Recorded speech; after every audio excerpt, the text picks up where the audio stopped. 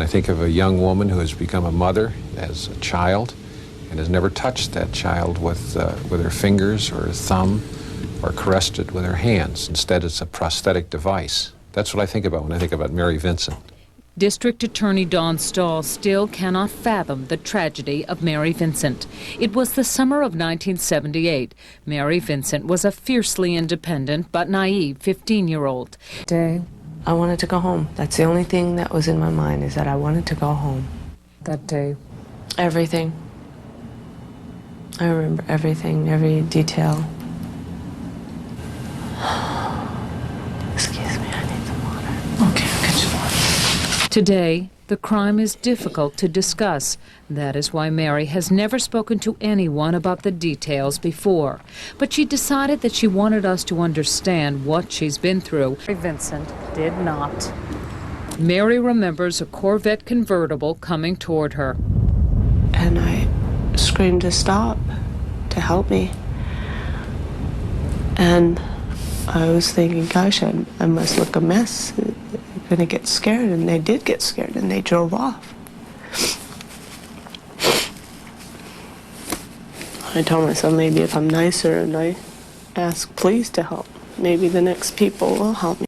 It was a miracle Mary survived, but she would never recover from the gruesome attack that robbed her of the chance to ever again run her fingers through her hair, caress a child's face, or hold a lover's hand.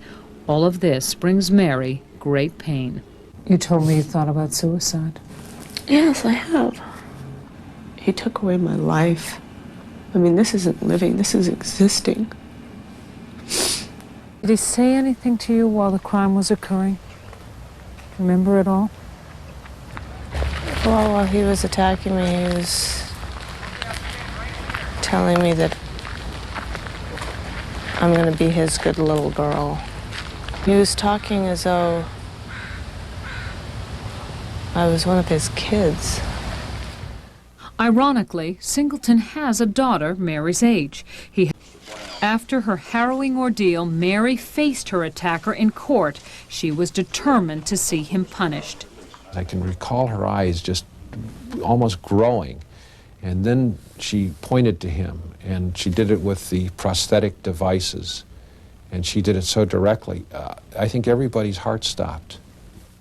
What was it like to see his face again? I saw that just pure hate, pure evil. This makes Mary Vincent very uneasy. How many times have you moved in the last 15 years? Too many to remember. Just every time I move, there's always something I have to leave behind. In 1988, Mary Vincent got married. Today at 31, she is divorced, the mother of 2 children whose faces she asked us not to show.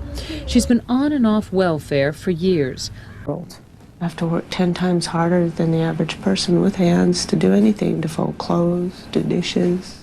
Mary's injuries still require constant attention. Her prosthetic arm should be replaced every year, but the staggering cost has made that impossible.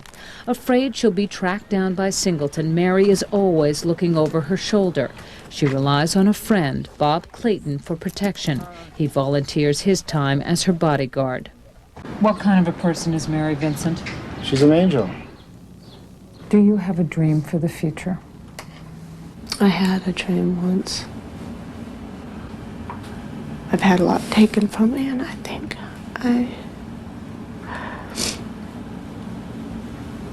I deserve just a chance to see if I can make a go of it.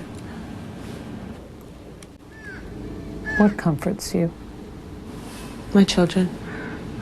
My children comfort me. They see the stressed looks on their moms' faces, and they come up, give me a hug. Mary Vincent has already survived such sorrow and shown such grace. You have to admire her strength, and you hope that one day she will find the peace she deserves.